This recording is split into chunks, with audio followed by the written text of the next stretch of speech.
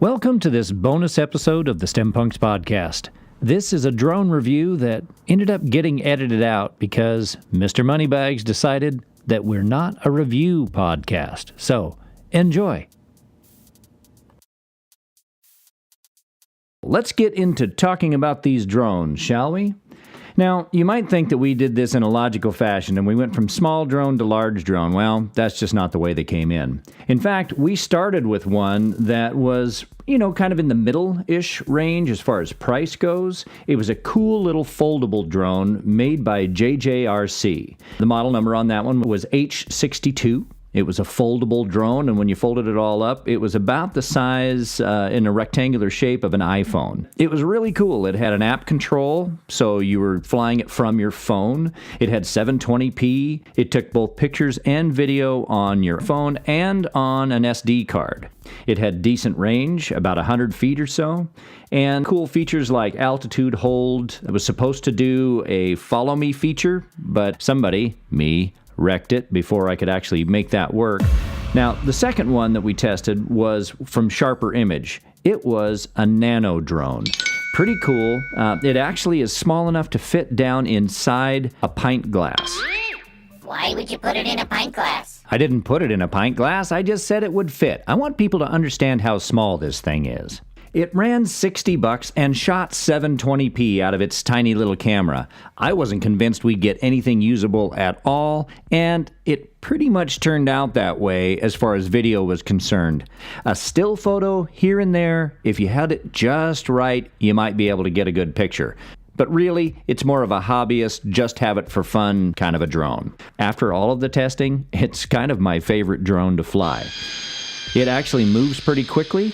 And the problem with using it for video, especially for anything high production level, is that it just isn't stable enough. And the pictures aren't high enough quality for our videographer. So while it's a lot of fun, it's not a good choice for us. Next, we tried one from STEMPunX. STEMPunX has quite a few drones. This one falls toward the lower end of the spectrum as far as price goes and came in at about $170. I found out from that folding drone that actually having a handheld remote was a huge benefit. The reason that I had so much trouble with that folding JJRC is because the controls on my phone weren't tactile. And that made a huge difference. When I could actually feel the joysticks under my thumbs, I was able to learn how to control all of the other drones much better. And all three of the other drones did have a handheld remote control. I will make a little side note here that 2 out of the 4 drones on their handheld remote would allow you to clip in your smartphone so that once it was connected to the drone, you could actually see what the camera was taking. And that was really helpful. This STEMPunX drone actually had a gimbal mount on it, so that the camera could rotate down about 75 degrees. You could either shoot straight ahead or tip it down. Now, we found in using that one that the nacelles, where the helicopter blades were, would actually get in the way of the shot if you were shooting straight out. Of course, if you went too far, you got the legs. So there was a sweet spot. So really, even though you could move it 75 degrees, the usable range, without having a hard and fast number, I'd say you probably had about 30 degrees that you could move it, really, without having something in the way of the shot. This one definitely was the closest to something we could use. It shot 1080p.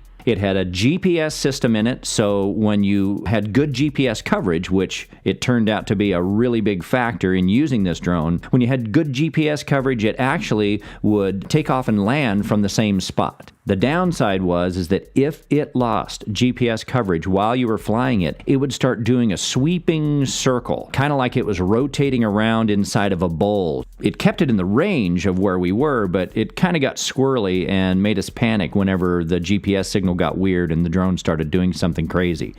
The fourth drone that we used was made by Syma, S-Y-M-A. The model number for that one was an X5UW. That one was pretty good as well, but while it was easier to fly than maybe all the other drones, it only shot 720p. And it didn't have the ability to rotate the camera, so you were always shooting straight ahead, which wasn't really conducive to getting shots from way up above where we wanted to be, and it also doesn't have enough power to really fight the wind, which, living in the Columbia River Gorge, that is an issue. We have wind here quite often. For those of you who know where we live, that's an understatement sometimes.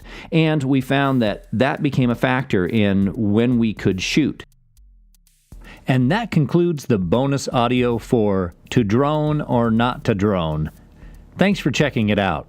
You know, you can hear in there that there were a lot of edits that should have been made and some smoothing out of that particular recording, but that's why it's a bonus. It's something that you get to hear and nobody else does.